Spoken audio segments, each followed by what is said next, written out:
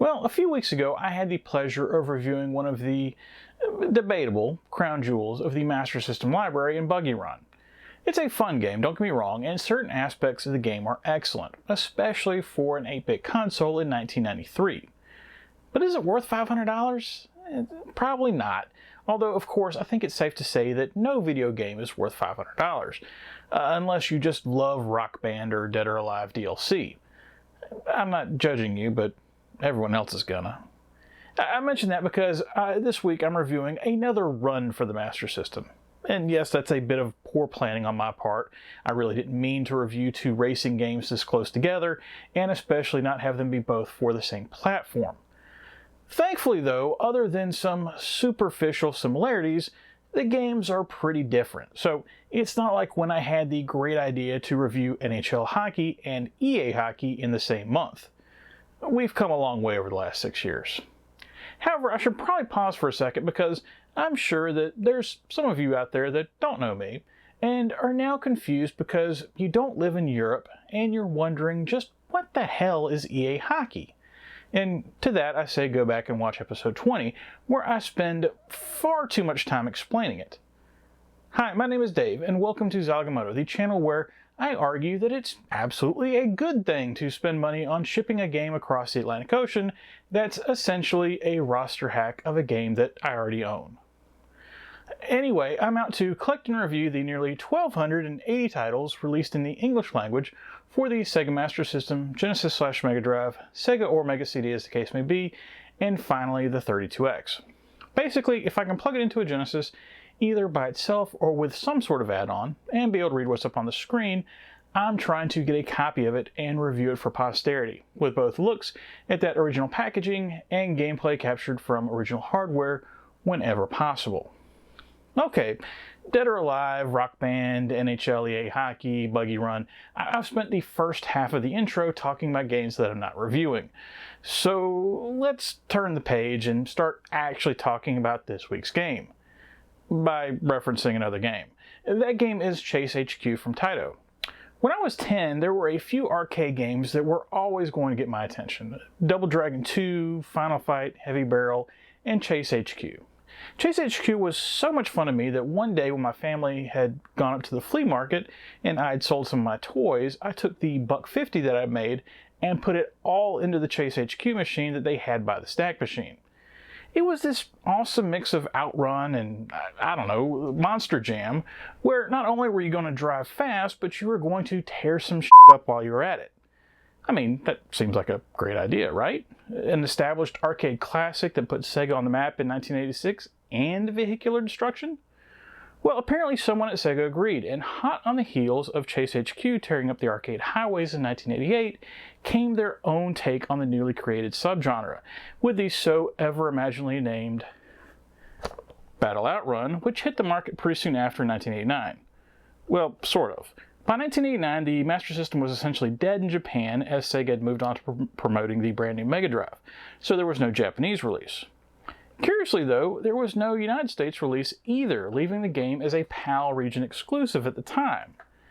Is there some reason for that? Did Sega of America see the game and decide, nah, it's not good enough for the American market, despite a strong concept and branding? Or is this just another fumble in the long list of questionable decisions that Sega and or Tonka made during that time? Well, we'll try to figure that out, but first, a look at the package. And here's my copy of Battle Outrun for the Master System. No special story here, just picked it up off of eBay at some point over the last few years. This copy's in decent shape, but definitely has a few blemishes, most notably whatever's going on with that lower corner on the front. Not real sure what happened there, maybe it got snagged on an edge or something. Also, once we get inside, you'll see that the cart label is a bit worn, but in this case, I'm okay with that because it means someone clearly played it a lot previously. With this being an import title, I'm okay with it not being perfect, so I'll be holding on to this one, but if you want a copy for yourself, expect to spend at least $40 for it, and then of course whatever you might have to throw in for shipping, depending on where you get it from. As mentioned, with this being a region exclusive, there's no other versions of the front cover to compare to, so pretty much what you see here is what you get. as even with the Tectoy Brazilian release that came later, they still use this exact same art, just ever so slightly tweaked. The art's not bad. It's not the best I've ever seen. It looks like it was sketched together somewhat quickly, but it also could be a lot worse. Just for reference, here's the much simpler art that was used for the original Outrun. One difference here we can see is that the red car from Outrun, that's totally not a Ferrari Testarossa, has now been replaced by the completely not a brand new Ferrari F40, which had just been unveiled in 1987.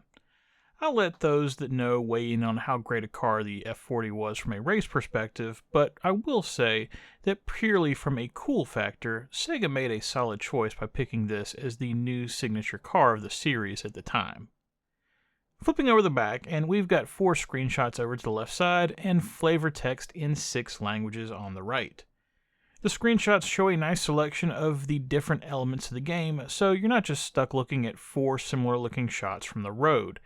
And they're good enough quality to where you can still read all of the text from the various screens, which is pretty impressive with as small as it is. Speaking of small text, the flavor text over to the side is pretty good. I'm not going to read all of it, but I love the lead-in of "Floor it and accelerate into a coast-to-coast test of stamina, wits, and coordination in this heart-pounding sequel to Outrun." That is perfect. Marketing really nailed it. Gets right to the point and makes the game sound super exciting. Opening up the case, and you'll see what I was talking about with the cartridge label being a bit worn at the top, however the manual is held up pretty well. It starts out with a nice introduction that explains that rather than the nameless driver from Outrun, in Battle Outrun you're playing as the bounty hunter Joe Hurst, who's apparently the coolest bounty hunter to ever take the wheel. So clearly he's humble too. And in their attempt to give Sega some legal intellectual property cover, apparently that car on the cover is not a Ferrari F40, as I said. It's a Larborari Taratuga. Yeah, that's the ticket. The rest of the manual does a mostly good job of covering the game, including the occasional screenshot where it makes sense, although there is one notable omission that I'll cover later in the review. With this being essentially an arcade game, just minus the actual arcade, there's not a ton that needs to be explained in depth, hence why the manual isn't the size of a phone book.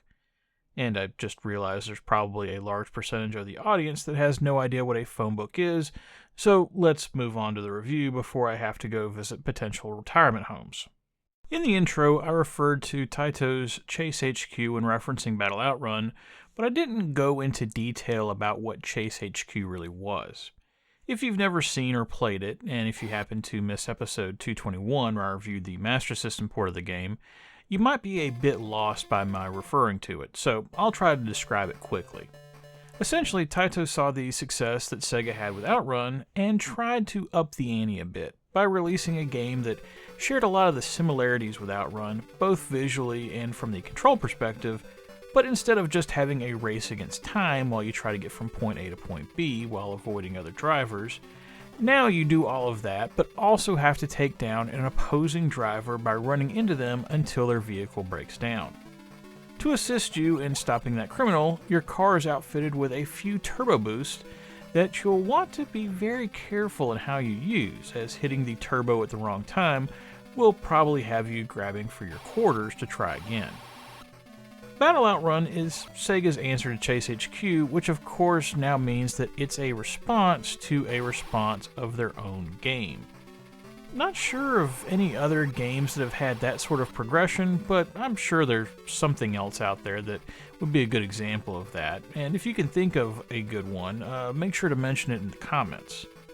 As mentioned in the previous section, now rather than some nameless hotshot with his girlfriend in a race to make it through 5 continuous sections of track before time expires, you're now playing as Bounty Hunter Joe Hurst, who is tasked with taking down 9 bad guys in locations all over the United States, with each bad guy having their own mission to take down one at a time, but still with a time limit that Joe has to be mindful of, or else his quarry will get away. In the intro, I mentioned that I was confused as to why Battle Outrun only released in PAL regions and didn't make it to North America. And honestly, after playing the game, I have more questions than answers, but I also have a theory. I mentioned that Battle Outrun has a level structure that consists of Joe driving all across the country, with each of the levels taking place in a specific city, with the exception of both the 8th and 9th levels taking place in New York City. And that is what makes this game's lack of release in North America even more confusing to me, considering that the game takes place in the United States exclusively. If the game was going to be a PAL exclusive, why not have it aimed at, Europe? Or maybe the United Kingdom? Sega would later come to that realization on their own when they released Outrun Europa, but that's a review for another day. There's a few things that led to this somewhat confusing situation. The first is, it's altogether possible that this was originally planned not just for a North American release, but also a Japanese release. I say this for two reasons, the first of which is just like Basketball Nightmare, which we took a look at way back in episode 8, this is a Master System game that, even though is a PAL region exclusive, it was developed by Sega R&D2 in Japan. Along with that, the game has a hidden alternate FM soundtrack that would only be useful in Japan, as the FM sound module wasn't ever made available in any other region. Now, neither of those are a smoking gun. The Master System was doing quite well at the time in Europe, so it makes sense that Sega themselves would continue to support the console with games. And there are plenty of other Master System games that have FM soundtracks that aren't hidden, that didn't get released in Japan, making them similarly useless, seeming to indicate that at one point Sega possibly had plans for releasing the FM module in other regions besides Japan. Regardless of what Sega may or may not have originally planned for the game, I'm going to put on my tinfoil hat for a minute and pose my conspiracy theory as to why the game wasn't released in North America. If you're familiar with the Outrun series, you might be aware of another Outrun title that was also released in 1989, and that would be Turbo Outrun. At the time, Turbo Outrun had just been released in the arcades, and while it didn't feature the bad guy destruction action of Chase HQ, it did feature some things that would be shared with Battle Outrun. Both games feature the ability to turbo boost your vehicle. Both games have been switched up to feature the Ferrari F40, with the Turbo Outrun arcade cabinet even mentioning the F40 by name. Both games have a level structure that take you on a tour of the United States, and both games have an upgrade feature where you can upgrade your car as you go along. With all those similarities between the two games, I can only come up with one thing, that Sega didn't want to release a direct port of the game right away, as to not cannibalize arcade profits. Notably, the Genesis version of regular Outrun was still 2 years away. So instead, they released Battle Outrun, a game clearly inspired by Turbo Outrun, but thought it was still too close to the arcade game, so they held it to Europe only, where the Master System market was stronger and the arcade market not as large. Keep in mind, the ideas here are just my thoughts on the situation. If anyone has any actual info from Sega as to why this game wasn't released in the US, considering the Master System was literally dying for titles to help prop up the console at the time, I'd love to hear it. Also, it should be noted that Turbo Outrun itself never appeared in the US, with its Mega Drive port being limited to just PAL regions and Japan. So maybe someone at Sega of America just hated Outrun, who knows?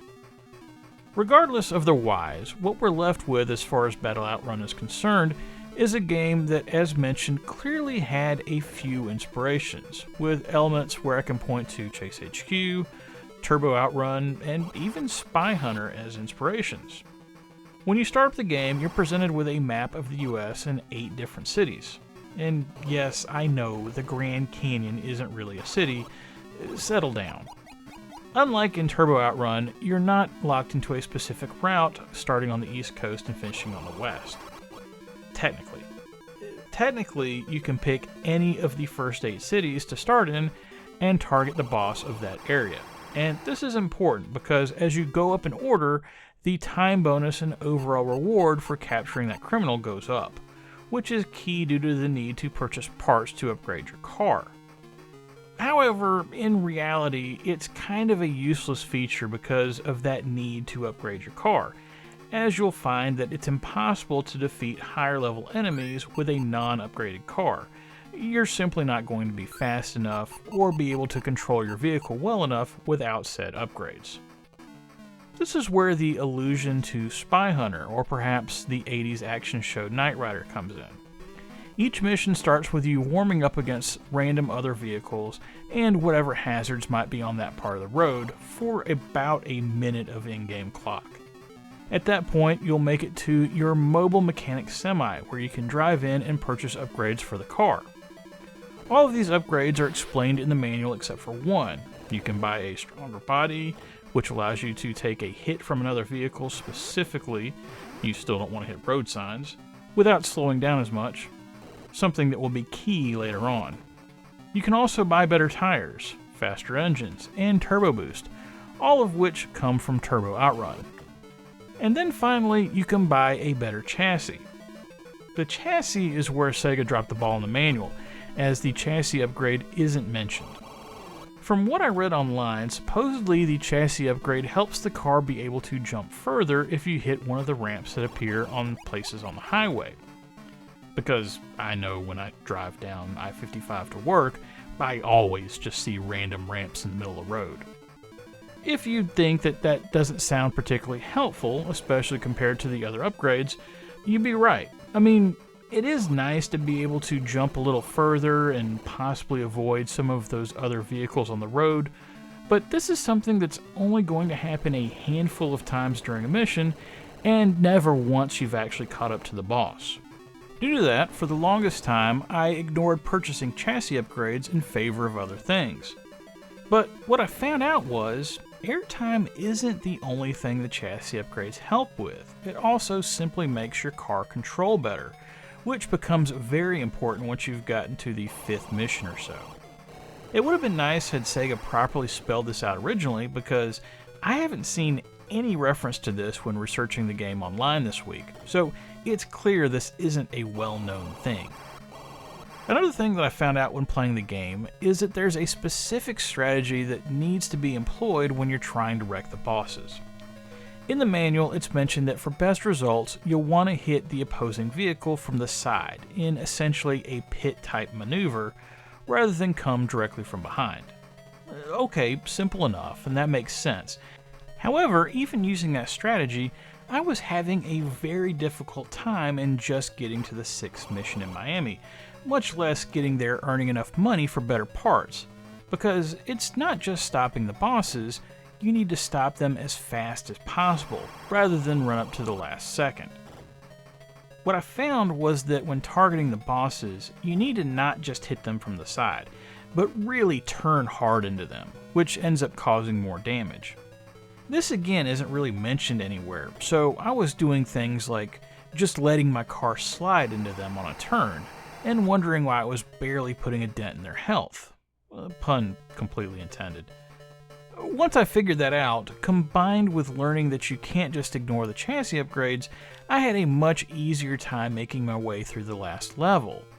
The game still isn't a cakewalk, mind you, and the non-boss vehicles have some of the most annoying drive paths I've ever seen, combined with seemingly being able to break the laws of physics in places on turns.